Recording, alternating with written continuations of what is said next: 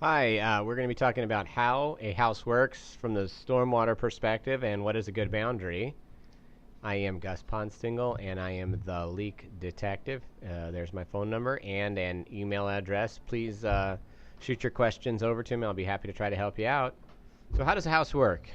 Basically, there has to be a source of water, and typically that is rain falling on the roof. Once that water hits the roof, it runs down and then it collects in gutters, and those gutters take that water usually to one spot. And in a double roof like this, I just show it coming down to that lower roof where more water will collect, more rainwater will collect on the next roof, and that will shoot over to another gutter where it'll lead to a downspout, and that water will flow down the downspout.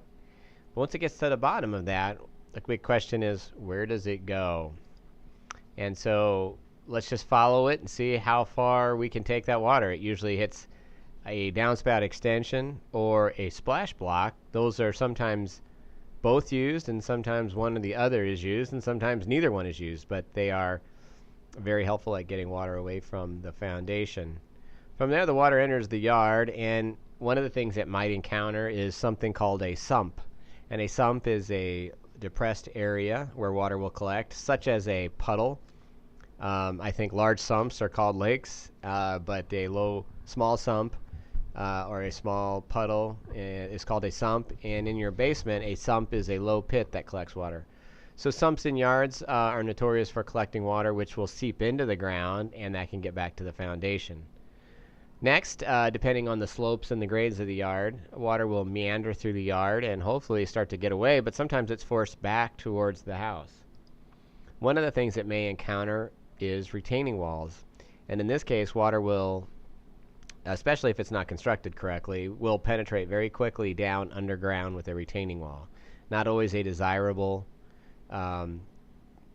effect when you're trying to get rid of water. Once the water is past a retaining wall, or one of the other obstacles it may run into is poor soils or highly absorptive soils, where water can penetrate down into the foundation just because the soil is so absorptive. Another thing people will use are storm lines or storm drainage lines, and they will catch water and they will push that water underground and away from the house usually.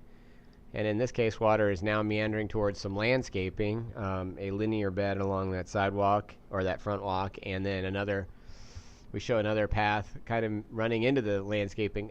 You'll notice too the original extension and splash block area was located in a landscaping bed. We run into a lot of problems there as well. And then the water in this case has to go on concrete, and in this case some of the concrete is reversed and it is heading back towards the stairs, which is another good source of water in the basement, or a bad source of water that gets into the basement. And then the rest of the water appears to be running the correct direction on the top of the concrete. But lo and behold, some of it has seeped into voids. Voids are small caves or caverns under concrete or openings, and that water can easily get back to the house by traveling underground and under the concrete. But if it doesn't go that way, then the rest of the water will get to the city storm sewer system, and that is indicated by red. That's where we want it to go. So this is a not so typical path that water can follow, but there are many elements here that affect most water paths off the house. One other issue that we do run into is called settling or foundation settling issues, and you can see that water has kind of reversed and gotten back towards the foundation. That just tends to happen more and more as a house gets older.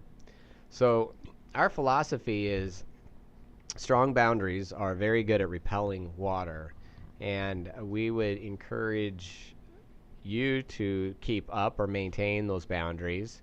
And in this case, the architectural boundary is the roof and the walls. This is brick walls with a stucco finish.